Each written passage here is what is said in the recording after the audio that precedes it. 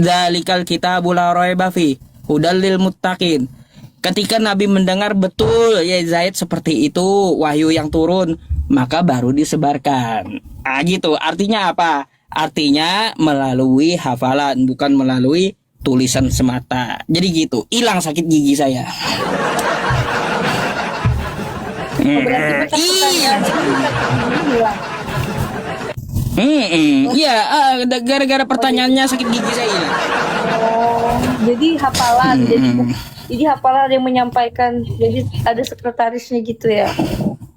Ya, ada hafalan, Nabi menghafalnya, habis itu sekretarisnya menulis. Setelah sekretarisnya menulis, dihafal sekretarisnya, diulanginya kepada Nabi.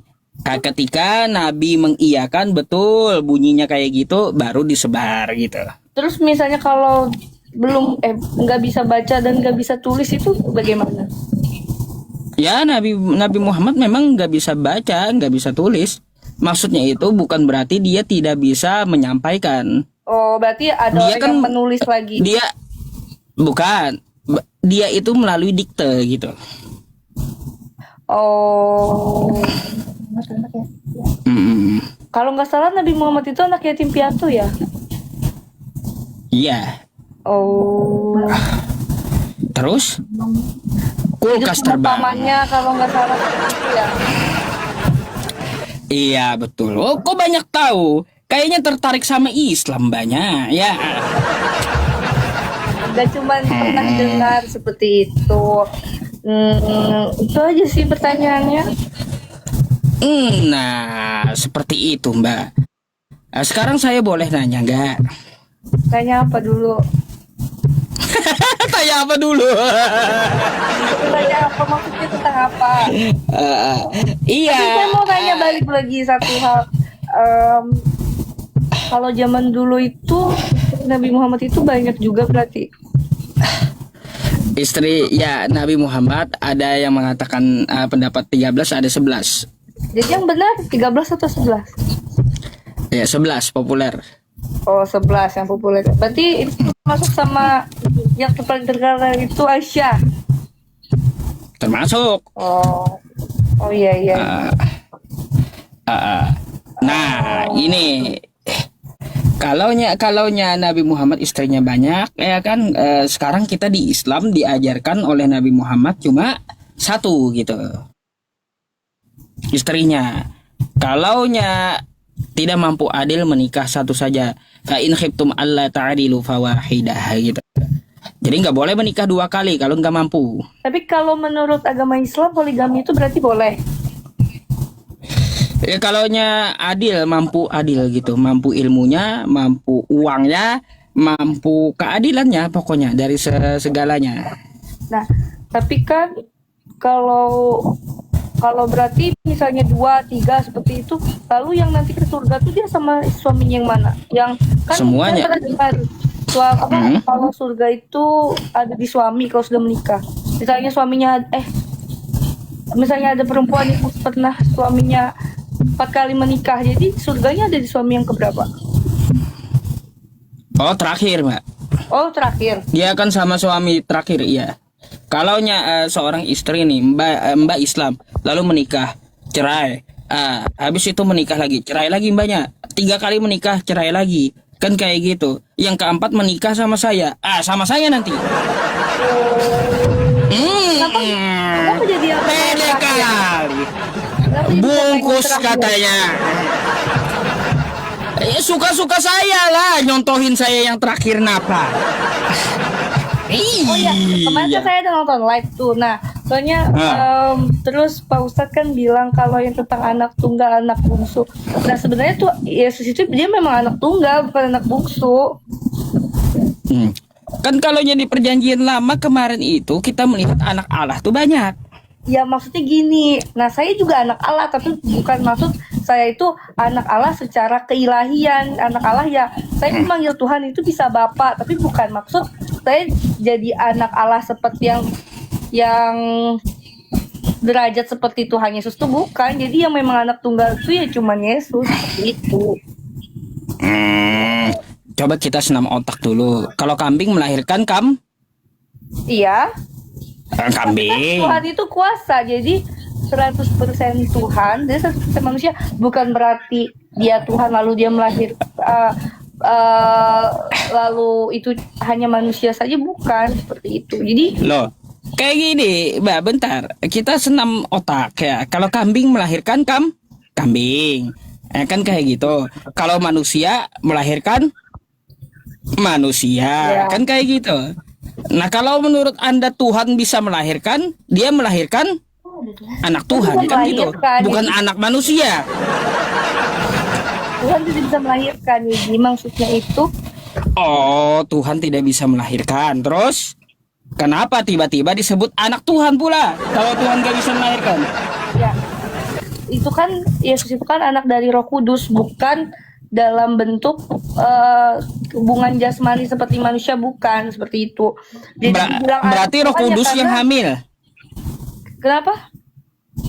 Berarti Roh Kudus yang hamil dong. Bukan. Roh Kudus yang Kayak hamil. gimana? Kan Allah punya kuasa, jadi karena Bunda Maria itu perempuan yang suci, makanya dia melahirkan anak dari Roh Kudus, tapi bukan hubungan jasmani, bukan. Iya.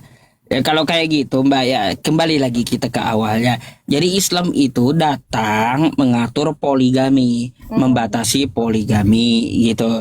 Nah, itu yang pertama. Karena Yesus tidak pernah melarang poligami masalahnya. Dan Yesus tidak pernah mengatur atau mengajarkan masalah poligami ini. Sehingga Islam datang menyempurnakan, mengatur, dan membatasi poligami. Karena gimana mau mengatur dan membahas poligami? Yesusnya pun hasil dari poligami, Mbak.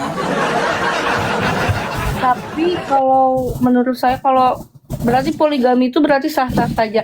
Tapi bagaimana perasaan istri yang paling tua? Jadi harus ikhlas seperti itu ya? Ya tanyalah istrinya, kan gitu. Masa tanya saya, kan kayak Soalnya gitu. kalau Tanyalah dia- istrinya mau atau kagak. Kalau dia kita tahu ini memang di perjanjian lama nabi-nabi itu memang banyak istrinya, rata-rata seperti kayak Nabi Salomo. Nah, tahu tuh. Nah, kan rata-rata memang mereka punya istri banyak. Nah, setelah di perjanjian baru tidak ada yang seperti itu ya, setahu saya itu. Enggak juga, Mbak, karena di perjanjian baru enggak ada diatur Yesus. Enggak pernah Yesus ngomong masalah poligami. Dia kitab tidak ada menurut Enggak ada. Ustadz. Mana ada? Coba tunjukkan sama saya kalau ada.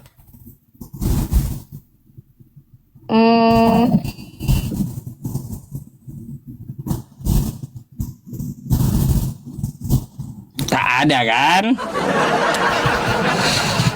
Makanya Islam datang mengatur hal tersebut, Mbak, gitu. Wa in khiftum alla tuqasitu fil yatama fankihu ma tabalakum minan nisa'i masna wa thulatha wa ruba'. Kan kayak gitu. Wa in khiftum alla ta'dilu fawahida fa in khiftum alla ta'dilu fawahida aw ma malakat aymanukum gitu. Jadi diatur oleh Islam, kagak boleh kagak adil.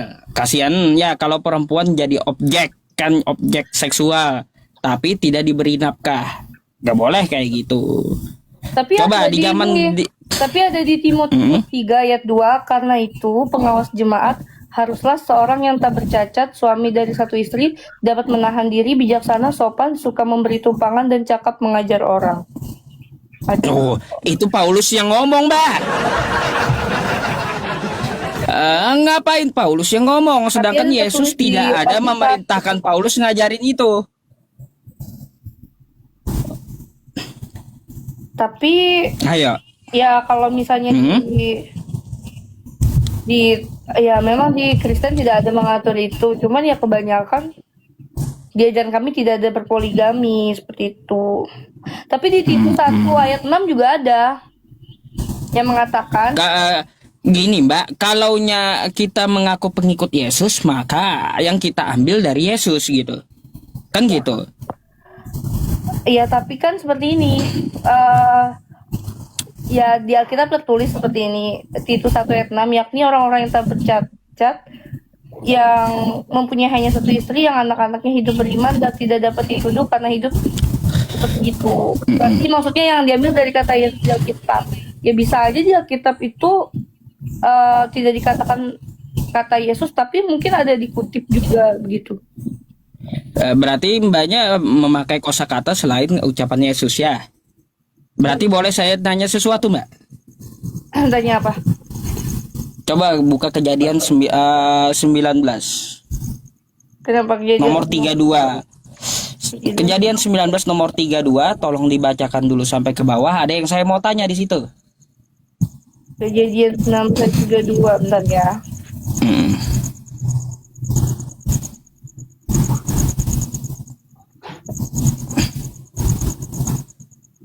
Kayak 32. Ya 32 sampai 36 gak apa-apa. Ya, bacain dulu, kami dengar dulu. Ada yang mau saya tanya di situ. Oh, itu kan konteks ayatnya itu tentang Sodom dan Gomora. Itu bukan Tahu, yang baik seperti itu. tahu saya. Cuma coba dari konteksnya itu, coba kalau Anda baca, ada sesuatu yang saya tanyakan nanti ketika Anda bacakan di situ. Ini mungkin karena ini ini kan lagi latihnya, jadi mungkin tidak semua yang membacanya tidak semua orang yang jika saya baca tuh memahami. Jadi saya cuma mengartikan arti ayat itu, Sodom dan Gomora itu yang dihancurkan Tuhan karena berbuat seperti itu.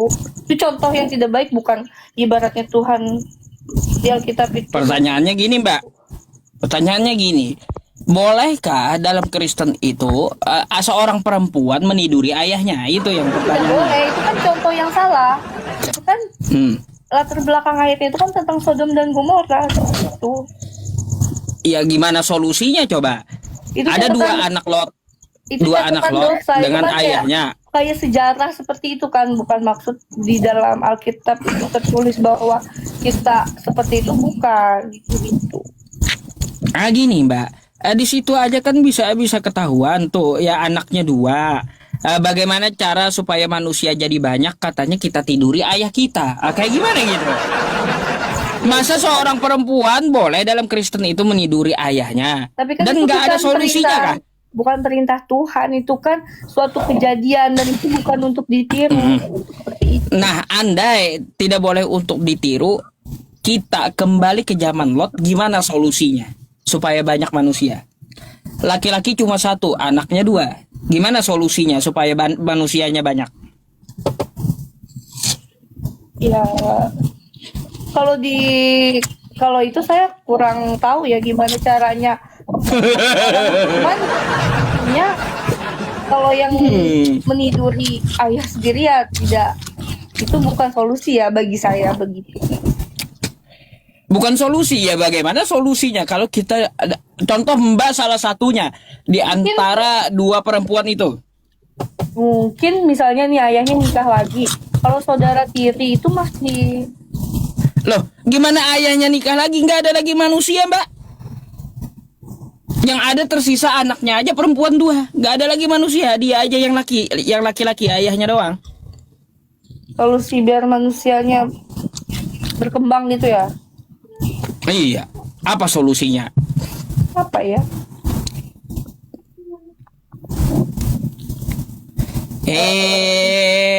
Teman-teman sekarang pintar ngebalikin. Katanya saya sakit gigi gara-gara kebanyakan makan pepaci. Pintar juga kalian ngebalikin ya sekarang itu. Ayo, apa kira-kira solusinya?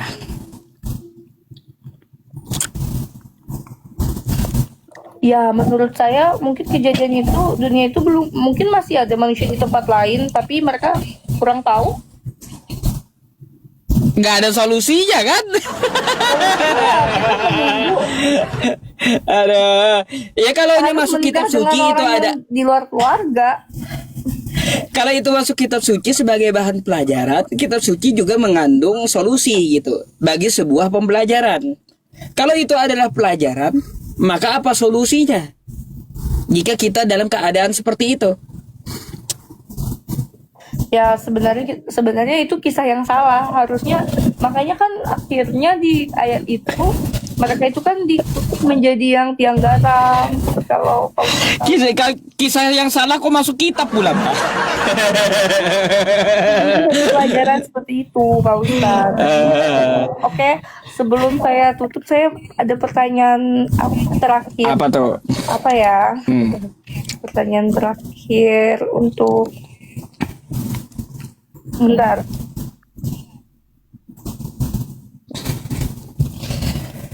Pak Ustadz sudah pernah live sama itu Edis ya, Pak? Wah, udah sering dari dulu. Kalau dengan yang anak Batak yang pernah viral itu, Anak Batak.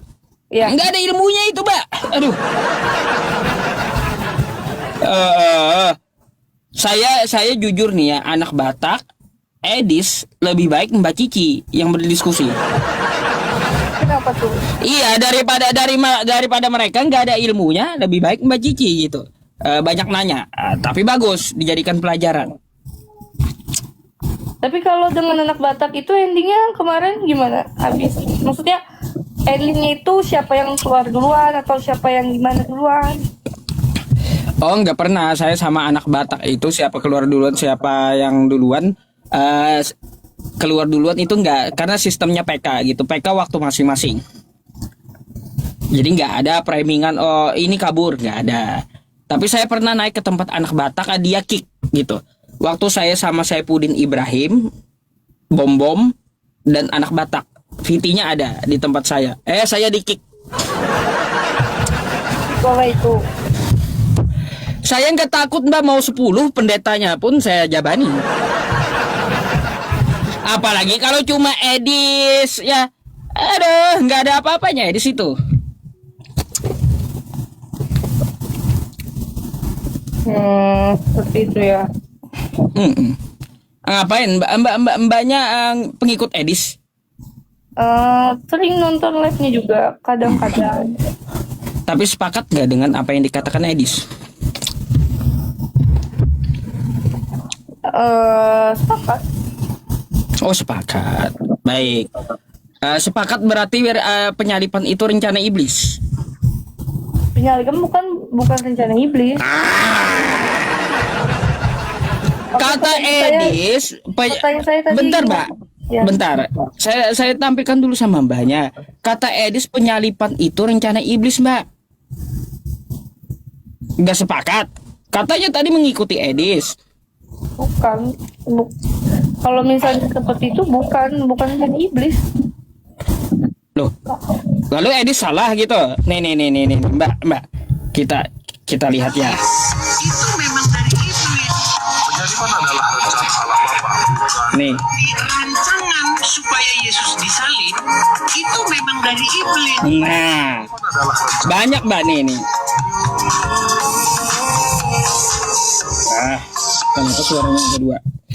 Jadi, menurut Edis, penyalipan itu rencana iblis. Anda sepakat? Penyalipan rencana iblis? Bukan, ya mungkin itu videonya nggak di-cut. Loh, enggak. Kalau Anda mau video lainnya, berapa kali Edis menjelaskan tuh? Tuhan Yesus adalah kehendak iblis. Nah, Penyaliban Tuhan Yesus itu kehendak iblis.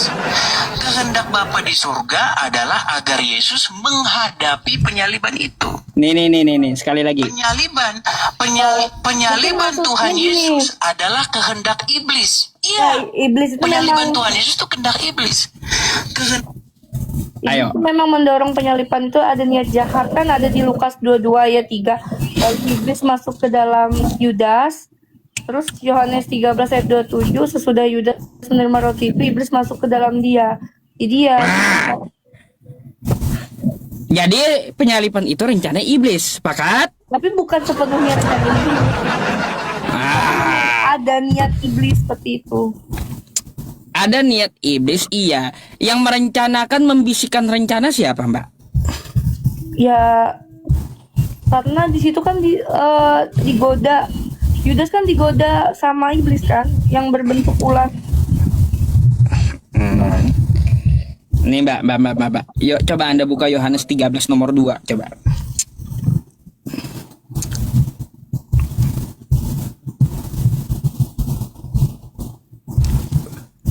Coba nih kita lihat ya. Saya sepakat, saya dukung itu Edis, penyalipan rencana iblis. Mereka sedang makan bersama dan iblis telah membisikkan rencana dalam hati Yudas Iskariot. Jadi penyalipan rencana Dalam hati Yudas. ini iblis membisikkan rencana dalam hati Yudas. Jadi penyalipan itu rencana Tapi bukan punya iblis. rencana itu. Maksudnya berniat. Ini tertulis Yohanes 13 nomor 2, penyalipan rencana iblis. Ayo. Itu salah satunya. Kalau Anda nggak sepakat, ya pelajari gitu. Terus Anda sepakat nggak Yesus punya Tuhan, kata Edis? Ya karena mereka Allah Bapa itu adalah satu. Enggak. Sesat Anda, kata Edis. Kalau kayak gitu. Maksudnya gini, memang ada waktu tuanya doa di Taman Getsemani. Nah itu kan ada Kehendak Bapa di di situ pergumulan Yesus berdoa kan, dan ada godaan iblis seperti itu. Memang ada, cuman Bukan itu lagi. yang Ini pertanyaan baru, Mbak. Pertanyaan baru. Sepakatkah Anda Yesus punya Tuhan? Yesus punya Tuhan kan, Allah Bapa dan Yesus adalah satu. Baik, sekarang dengerin nih ya. Gak berani ngomong Yesus punya Tuhan. Nih, Banyak orang Kristen Mbak, kata Edis nih. gak berani ngomong Yesus punya Tuhan. Saya yang ngomong Yesus punya Tuhan. Kalau orang Kristen ngomong Yesus gak punya Tuhan, berarti dia gila. Jadi Mbak, bentar. Jadi kalau Mbak mengatakan Yesus tidak punya Tuhan, ya berarti Anda orang gila menurut Edis. Gini jawaban singkatnya, benar Yesus menyebut Allah itu sebagai Tuhannya, tapi itu tidak berarti Yesus lebih rendah atau bukan Allah, karena mereka adalah satu. Seperti itu. Dan Pertanyaannya gini aja, betulkah Yesus punya Tuhan? ya itu tadi jawaban singkat saya. Yesus punya Tuhan. Benar, Yesus itu menyebut Allah sebagai Tuhannya, tapi itu tidak berarti Yesus lebih rendah atau bukan Allah, karena mereka adalah satu. Baik, Yesus punya Tuhan. Terus ya terjemahan Alkitab buang ke tong sampah. Sepakat? Maksudnya? Kata Edis juga, terjemahan Alkitab tuh buang ke tong sampah. Oke, sekarang giliran saya mau bertanya. Ini yang pertanyaan saya terakhir. Pertanyaan terakhir, terguncang kan kata Edis. Makanya bahas satu saran saya, gak usah percaya sama Edis, tapi percaya dengan Yesus. Apa perkataan Yesus ya? Itu yang Anda kerjakan. Kata Yesus, sembah Allah, bukan Yesusnya jadi yang Anda pertanyaan sembah. saya, jika Al-Quran adalah firman Allah yang sempurna, final dan jelas, mengapa dalam praktik Islam diperlukan ratusan ribu hadis untuk menjelaskan ajaran seharusnya sudah jelas dari firman Allah itu sendiri? Itu saja. Ya iya, Mbak, satu ayat dari Al-Quran itu banyak penjelasannya. Itulah artinya sempurna kitabnya. Jadi karena saking sempurnanya, satu ayat aja banyak hadis yang menjelaskan. Tuh. Coba kitab yang kagak sempurna. Kata si A begini, kata si B begitu. Udah imani saja, nggak ada penjelasan. Atau nggak ada sempurnanya. Gitu. Jadi karena Al-Quran itu adalah kitab yang sempurna, makanya setiap ayatnya itu banyak dari hadisnya menjelaskan dan ulama menjabarkannya.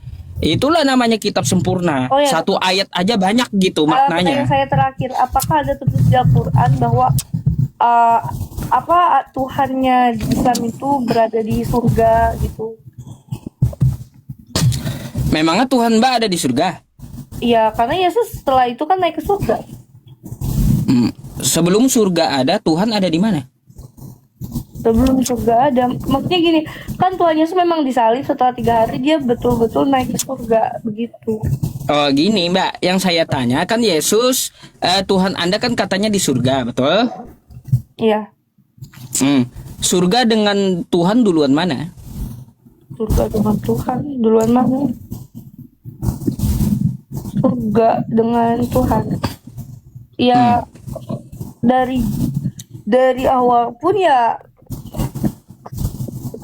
walaupun Tuhan turun ke dunia, surga itu juga tetap ada kasih Tuhan karena Tuhan itu Enggak, kuasa. sebelum Tuhan Anda turun ke dunia, yang saya tanya sebelum dunia ada, Tuhan di surga. Duluan mana surga dengan Tuhan? Ya nggak ada duluan ya, sama-sama aja Tuhan duluan. Oh sama-sama teman-teman. Duluan Tuhan. Duluan Tuhan. Ya. Kalau duluan Tuhan, ya sebelum surga dia ciptakan, di mana Tuhan? Di mana Tuhan kalau surga belum diciptakan? Karena kan duluan Tuhan. Di mana Tuhan sebelum dia menciptakan surga? Kalau di Alkitab kan tertulis Tuhan menciptakan langit dan bumi dulu. Itu kan. Jadi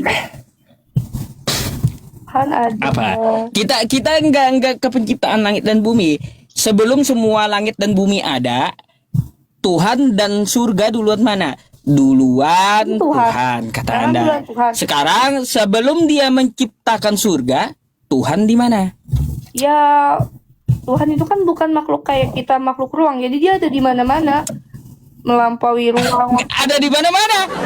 Ya, maksudnya ada di mana-mana tuh bukan dalam bentuk dia banyak, cuma maksudnya tidak dibatasi oleh waktu, ruang. Iya, tahu. Tahu kalau dia ada di mana-mana susah, Mbak. Ya, kan katanya tempatnya di surga. Surga tuh ciptaan dia. Sekarang sebelum dia ada di surga, dia ada di mana gitu. Kalau Anda katakan di mana-mana, di mana? Karena dia belum menciptakan yang lainnya. Ya karena kan Tuhan kuasa. Dia bukan seperti kita di manusia, ibaratnya nih, misalnya aku di sini. Tapi misalnya seperti ini, Pak Ustadz kan lagi ada di mana nih, misalnya di Banjar nih. Nah, tapi Pak Ustadz cuma ada di Banjar aja. Tapi kalau Tuhan misalnya dia ada di surga, dia juga hadir di gereja karena dia maha hadir. Gini, yang Anda ceritakan itu udah ada dunia. Yang saya pertanyakan ini belum ada dunia dan belum ada langit. Tuhan dan surga duluan mana? Duluan Tuhan, kata Anda, kan gitu. Sebelum dia menciptakan surga, Tuhan itu di mana? Belum ada langit dan bumi. Sebelum ada surga, ya itulah kataku, Tuhan ada di mana-mana. Kan dunia Nah, itu bingung kan, Mbak? gini, ada di Alkitab. Enggak. Ada. Saya enggak menanyakan tentang dunia, enggak. Yang saya tanyakan sebelum surga sebelum dunia ada, roh Tuhan itu melayang-layang, maksudnya melayang-layang dia ya gentayangan gitu. ya seperti itu. Gentayangan. Masa dia melayang-layang gentayangan gitu? Ya, bukan seperti itu karena bukan maksudnya kan namanya Tuhan kan kuasa, jadi dia ya ada di mana dimensi. Di mana dia melayang-layang kayak udah kayak setan aja melayang-layang gentayangan dia. Nah jadi Tuhan itu ada karena dirinya sendiri dan dia tidak membutuhkan ruang untuk berada. Jadi tidak bergantung pada tempat sih. Tidak bergantung pada tempat. Berarti salah tuh di Bible Anda, Bapa yang di sorga. Salah. Ya, enggak salah. Ayo. Nah, kayak gimana pula? Tuhan Anda katanya tempatnya di surga, tapi kata Anda tidak tergantung oleh tempat. Mana yang betul gitu? Ya karena kan dia kuasa, dia menciptakan surga untuk orang-orang yang percaya kepadanya seperti itu. Itu Mbak.